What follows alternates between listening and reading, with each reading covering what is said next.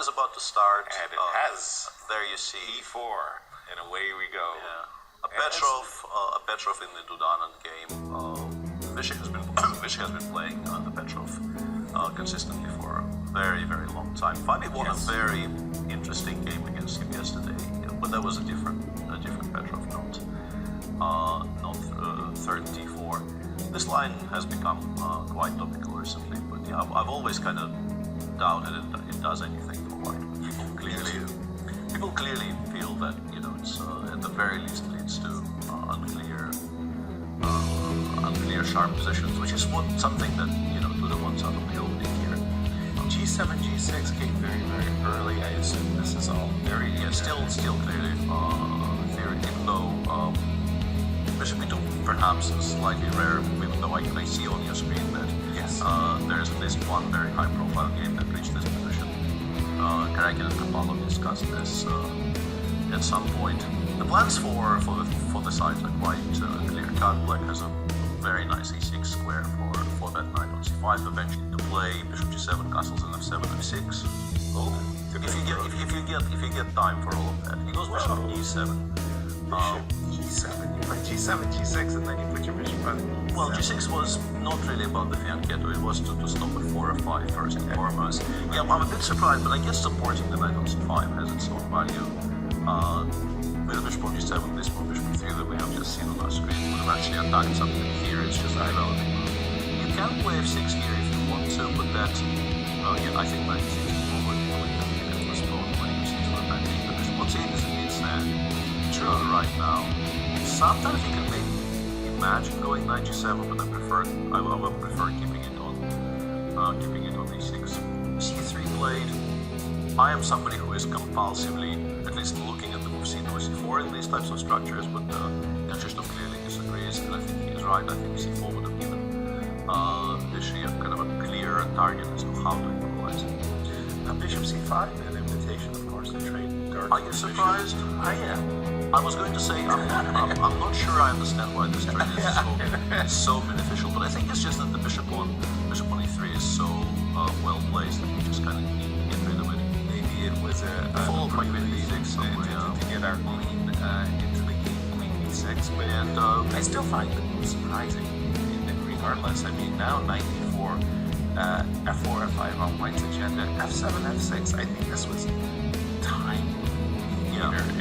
If you wait too long, F4, F5 is simply going to be absolutely King H1 played very quickly, and now the bishop on C5 was actually hanging because bishop takes E3 would not have been a check, meaning that knight takes E6 becomes a threat. Vishy, of course, doesn't blunder that, goes bishop E6, putting it on the defended square. Looks like black is okay to my eyes because you get to challenge the pawn on E5. White hasn't really achieved very much. You also get to simplify on F5 now. I would just take on E5, take on F1, go queen E7, bishop E7. Intimating that queen G3 and bishop D3 might be on white's agenda. There aren't that many pieces around the black. Absolutely, but I still want to like if you play this sort of quote unquote, queen H4 is the other way to treat this, because I like that move. You take away some squares and you want to play rook F8.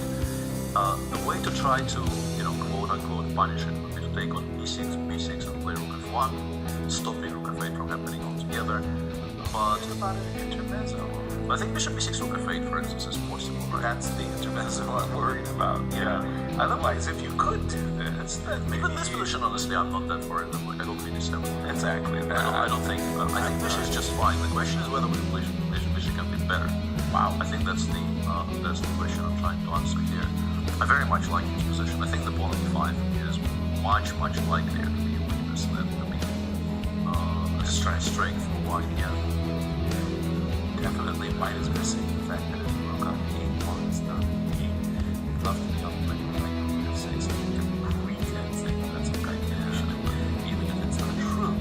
Queen H4 is just very nice decision here. Bishop E6, takes and rook F1 immediately played by Duda. I think that's very sensible.